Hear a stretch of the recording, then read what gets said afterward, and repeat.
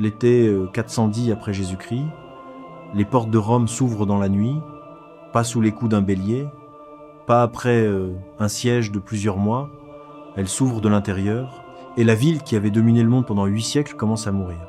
Mais cette nuit-là n'est pas le début de la fin, elle en est juste la confirmation. Parce que Rome était déjà morte bien avant que les Wisigoths entrent dans ses rues. Elle s'était tuée elle-même, lentement, méthodiquement, avec une précision presque admirable. Voilà ce qu'on va comprendre aujourd'hui. À son apogée, Rome n'était pas simplement un empire, c'était une idée, une promesse. Tu pouvais naître esclave en Espagne, soldat en Égypte, marchand en Syrie, et devenir romain. La citoyenneté n'était pas une question de sang, c'était une question d'adhésion à quelque chose de plus grand que toi. À son pic, l'Empire contrôlait 5 millions de kilomètres carrés.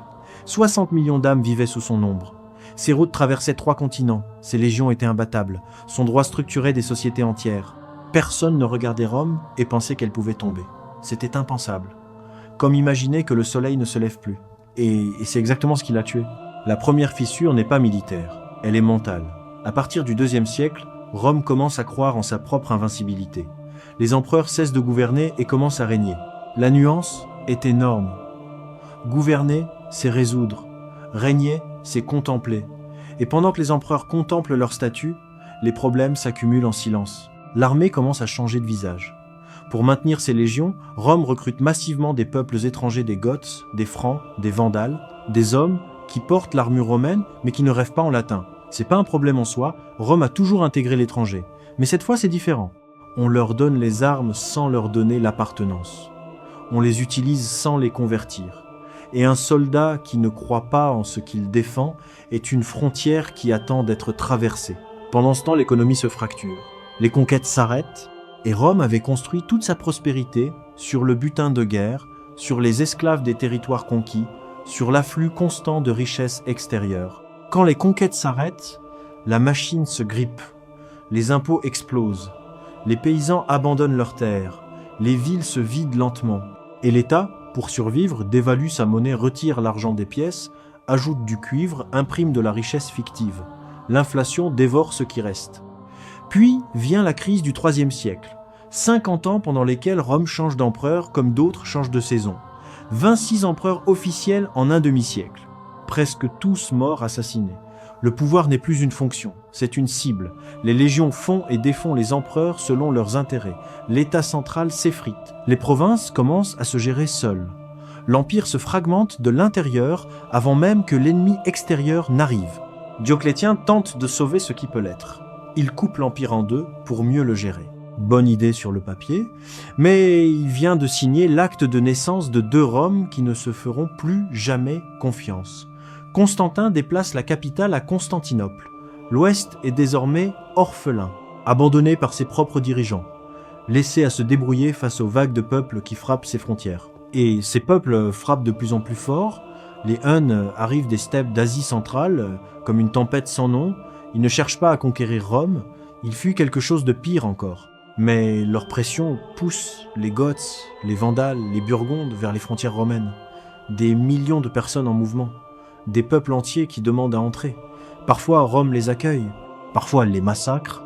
Le plus souvent, elle fait les deux et crée des ennemis jurés là où elle aurait pu trouver des alliés.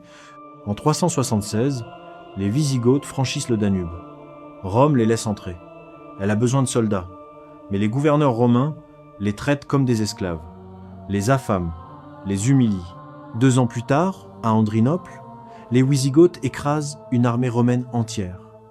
L'empereur Valens meurt sur le champ de bataille. Pour la première fois depuis des siècles, Rome a perdu face à ce qu'elle considérait comme des barbares. C'est pas juste une défaite militaire, c'est la fin d'un mythe. Les décennies suivantes sont une lente agonie.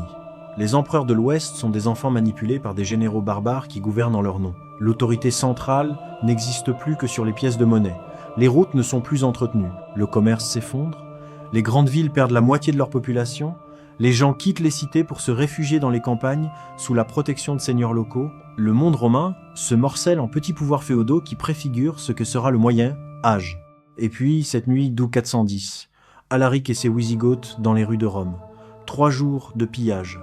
Pas de destruction totale. Alaric respecte les églises, épargne une partie de la population. Mais le symbole est irréparable. La ville éternelle a été prise. Le monde entier l'apprend et comprend que quelque chose d'irréversible vient de se produire. En 476, Odoacre, un chef barbare, dépose le dernier empereur d'Occident, Romulus Augustule, un gamin. Son nom est presque une ironie, Romulus comme le fondateur, Augustus comme le premier des grands. Et c'est lui, ce fantôme couronné, qui ferme les Lumières. Mais voilà ce qu'il faut retenir. Rome n'a pas été vaincue. Rome s'est effondrée sous le poids de ses propres contradictions. Une armée qu'elle avait cessé de croire, une économie qu'elle avait cessé de nourrir, des dirigeants qu'elle avait cessé de choisir, une idée en laquelle elle avait cessé de croire. Les Wisigoths n'ont pas tué Rome. Rome avait déjà cessé d'exister bien avant qu'ils franchissent ses portes. Ils n'ont fait que souffler sur des cendres. Et c'est la leçon que chaque empire, chaque institution, chaque puissance devrait graver dans sa mémoire. Ce ne sont jamais les ennemis du dehors qui font tomber les grands. Ce sont les silences du dedans.